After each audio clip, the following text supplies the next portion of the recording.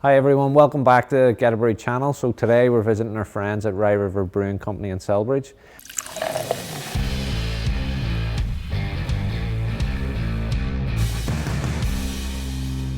We're brewing their first seasonal release of the year, Miami J, and we're getting to use the brand new advanced hop products from the Barth Haas group.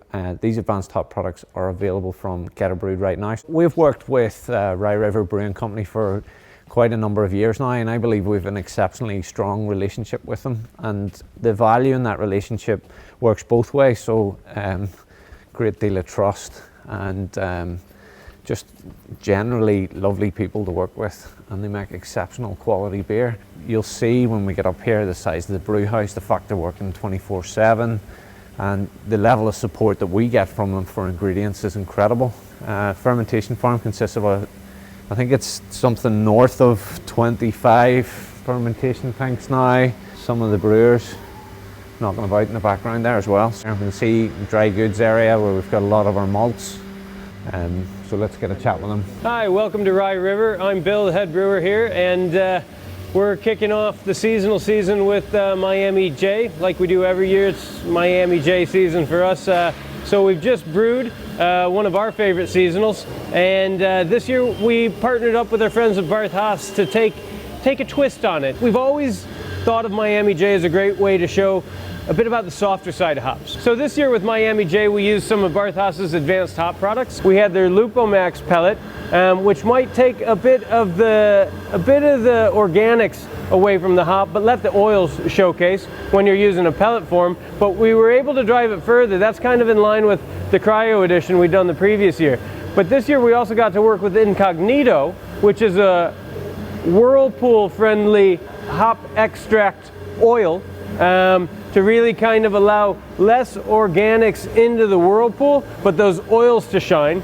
And then further we were able to push that with Spectrum, which in this case the Citra edition for our dry hop was bolstered with the liquid extract that they've made there. So again, you're getting all the goodness of the hop oils, but you're not competing with all the other heavy organics of the hops, and it's allowed us to play with the recipe and squeeze a little bit more into it this year. So working with the liquid extracts is a bit different than our processes that we've come accustomed to over the years. So in this case with Incognito in the whirlpool, it was actually a pretty simple addition. We just warmed up the liquid in a hot water bath to decrease the viscosity of it so that it would be a simple addition, and we mixed it in.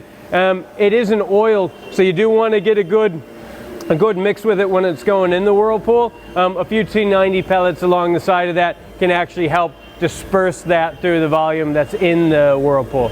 Then when it comes to the liquid dry hop, that's quite a different addition. We try to always minimize the oxygen we're going to pick up in a few in our practices here. So with the liquid dry hop, we actually we warmed this up in a hot water bath so that we could pour it into a dosing keg that we've modified, in which case then we purged the keg, we back flushed it with beer, got a good mix, and then forward flushed it into the vessel, went a few times. And again, with an addition like this, we focused before the fermentation was done so that the activity of the fermentation as well would help mix that through the tank very well. It's pretty exciting to see how this has worked out in the end product. Everything's in. It actually smells really good. Okay, come on up here, guys.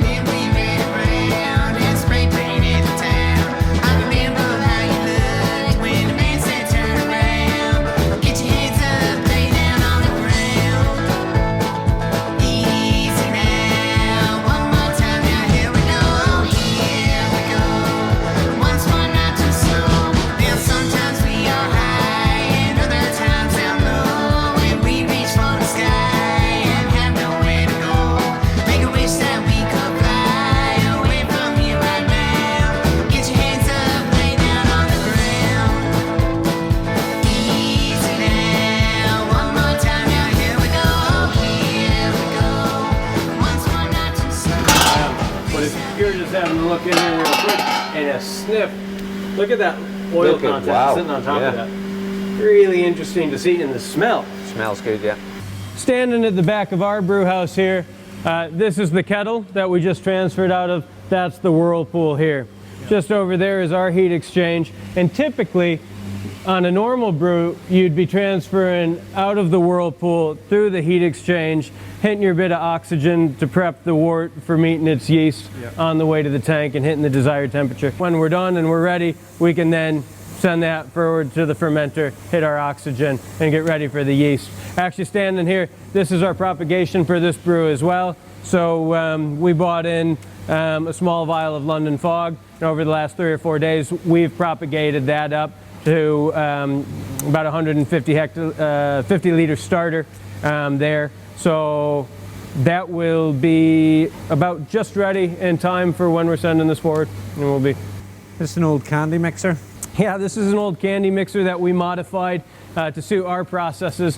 A lot of people are going to be interested in this, so you're bringing this from homebrew vial, putting it in an Erlenmeyer and a stir plate. Are you using wort, or what do you use to grow it? If we've got anything going through the brewery that's at about a 1040 wort or so, we'll start a couple flasks there. If not, if it's stronger, we'll dilute it back down, get it all mixed up, and we'll start growing for 24 hours a vial into a, I don't know, 2 liters of wort, or a couple flasks like that to get going, depending on what we're doing. Okay, so if you take this from Erlenmeyer flask to a yeast brink keg and then into this, are you adding nutrition to give the cell wall structure, or are you just allowing time to? Yeah, so with every step there'd be some level of nutrition added. In that case, if it's us adding in the first one, the second ones we're probably actually taking wort from transfers that are happening to tanks in the brewery itself. So the nutrition that we put into our boil is already present. And you do that with all of your beers in-house here? Every yeast strain is grown by you from a small pack right up to large-scale commercial pitch? Yeah, 100%. So we manage 4 strains year-round: an ale strain, a lager strain, a Kolsch strain, and a Belgian strain. And then for our seasonals, we'll bring in additional strains, and everything gets started through the setup we just talked about.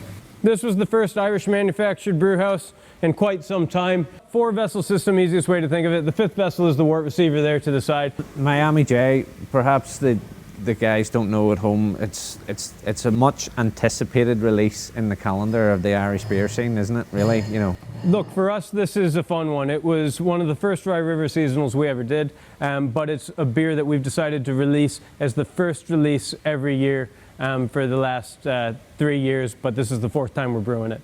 So Miami J, it's that sign of the year really kicking off for us, and each year we've continued to push this brew. So this year we're trying to showcase Barth Haas's specialty kind of advanced hop products. Last year this was all done with our friends at Yakima Chief. We were focusing on their cryo hop products for the brew, so it'll be fun, you know, again, to keep seeing what we can push on this little brew house. So when it comes to designing a recipe like this, where do you start? Because you know, like, we have a large homebrew following. They're going to want to replicate Miami J at home, and they're going to want to try a beer alongside the beer they've brewed. Blank canvas, where's your thoughts at when you start working on that recipe? Look, this one, so Miami J was kind of us staring at that New England style. So again, it's a grist that's built off of Maris Otter pale malt, because we love it, and then padded out with oats and wheat to kind of bring that body and that haze to the beer that's then going to be accentuated by that yeast strain that we've chosen. So London Fog is going to do the work on this one. And then it's all about your delicate hop additions at the right place. So watching this brew through the brew house today, it's not been like, oh, we're throwing more hops in now, oh, we're throwing more hops in now. It's actually been pretty light-handed on the hops up until this point, and we're starting to now, at the very end of the process, get interested in that part of the brewing process. We're going to be adding this next hop addition that's then going to sit there, get its time in the whirlpool before we get ready to send this forward and introduce this beer to its yeast. We've mentioned there about hop additions, so there's advanced hop products developed by Barth Haas, and they're all available via Geterbrewed, but in this particular brew, they're showcasing Lupomax, Incognito, and Spectrum. So Lupomax, Bill, it's an enriched lupulin enhanced hop pellet. there's other competitors out there making things like cryo hops. Cryo hops, we would say, are optimized to an extreme level, whereas Lupomax is optimized to an optimal level. One little tip that I've noticed and feedback from brewers is that pellets work exceptionally well with Incognito as they do with Spectrum. So we've got the benefit of having some Lupomax pellets in the whirlpool presently before we add the Incognito. And Incognito is just a flowable hop product, perfectly natural. It's made from hops. There's no extra additives. It's just the way that it's been processed. And the dosage in relation to that is sort of 1 to 5.9 is what the technical data sheets will say from the Barth Haas group. But again, you can play with this. Incognito will work well with a little bit of Lupomax. Now, in relation to Incognito, you put it in a water bath just before, and there's a very simple reason for this, just to make it flowable. It is viscous. It's got a real thick consistency, but the little bit of warm water just made it 100%, both with the Spectrum and with the Incognito, the viscosity of the product itself, you can't stand there forever and just watch it slowly drip out of it. So we've actually sat it in about 60-degree water for about 30 minutes leading up to it. We've got approximately a 2 kg addition, in this case, of Incognito coming into this brew in particular, which will work out to be about 75 grams per hectoliter. Right now, we're just getting that ready. That's a hell of a lot of hops, Bill. Believe it or not, a hell of a lot, like for a 25 hect batch. Yeah. No. We wanted to showcase the advanced hop products. So we started this brew with some Lupomax pellets. Incognito's just gone into the whirlpool. We've got a few of these knocking around the place, which is their Spectrum, their liquid dry hop. But we would want to balance that out as well. Yeah. So we've got Lupomax, we've actually got BBC hops, and then we've got typical T90s as well. Yeah. And there's going to be a mix of all of these going into that dry hop so that we still find that traditional hop flavor and aromatic character that you're used to from beer over the years, but then really punched up with a few of the products that have kind of brightened that. So they changed the packaging this recently. It was launched initially with an aluminium and a screw lid, and then this is much easier. It's an actually really good upgrade. Converted it to the plastic with a nice twist top on it. Makes it easier to handle and dose. This is a hop forward beer, Miami J. It's one of the reasons we love it. But it's really about embracing the softer side of hops. Yeah. So again, this isn't going to be where you take a sip of it and bitterness overwhelms your palate. This is about really knowing that the hops are in there. They've layered themselves throughout the brewing process, but not in a way to dominate your palate, so that they accentuate the aromas that are going to be jumping out of your glass, and you still have a beer with a nice light malt backbone to enjoy.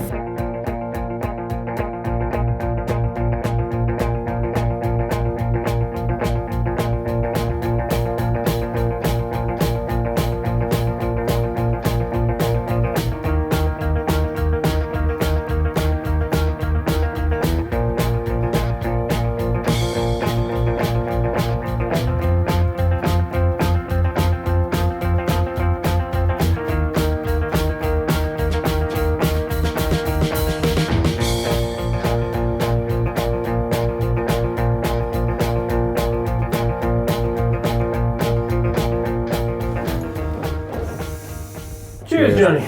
Cheers, Bill. Welcome back to Rye River. Thanks for having us. Look, it's always great to have you in. This time we're tasting Miami J. Yeah. So let's get the nose in. Wow. There's definitely a beautiful aroma coming off it. Yeah, look, this is a fun beer for us. Miami J is the first seasonal we release every year, and it really kicks off the season for us. But this year we worked with a few of the hop products you're familiar with, Spectrum, Incognito, Lupomax.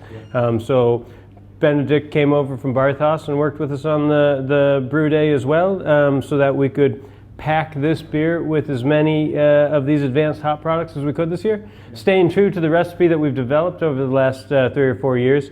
But again, nice, pillowy NEIPA, but a bit quite pronounced this year. Miami J is a great beer. We are starting with that grist that's full of oats, wheat, and pale base malt to pad the backbone of this, set the vibe for London Fog as a yeast in the background there, and then cramming it full of hops.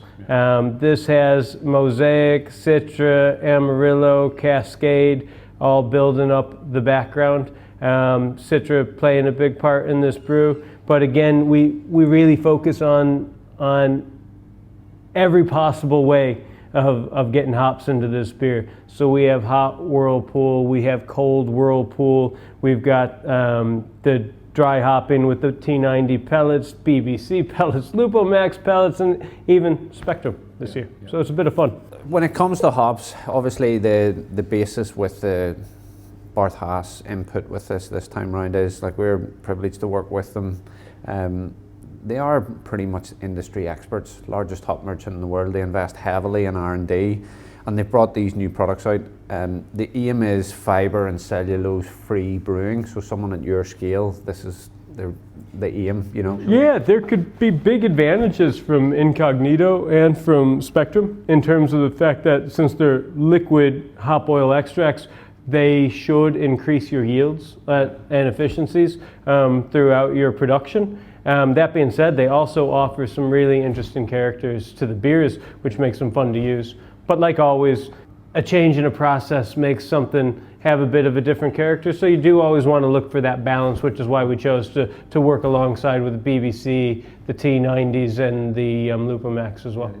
I personally have had a lot of success with the Incognito, and I know a lot of brewers are finding it, you know, a really good product to use, good whirlpool edition. The Spectrum, I would say there's still a little bit of learning out there to be done on how to get the most out of it. I think that's fair. Incognito's a fun one. When we put that into the whirlpool, the aroma that jumped out of our whirlpool as our whirlpool's mixing and hitting that oil, the aromas that jumped were just, they were intense. Yeah. We were all very excited about that on the brew day. Whereas the Spectrum, on the other hand,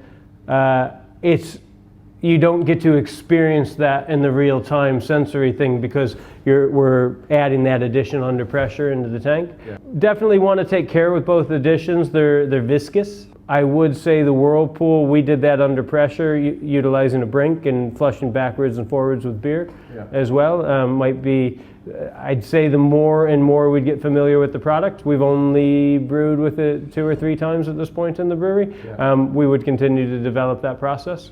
But fun products to use and try in a new way. Yeah, look, Lupomax again is another product that you've used in this, and maybe the guys aren't familiar with this at home that are watching it, but I personally think and you've exemplified this here, they all play well together. Mm-hmm. You know, if you did a 100% Lupomax beer, it would have been a totally different beer to what it would with the Incognito, the Spectrum, the Lupomax. So this is just a good example.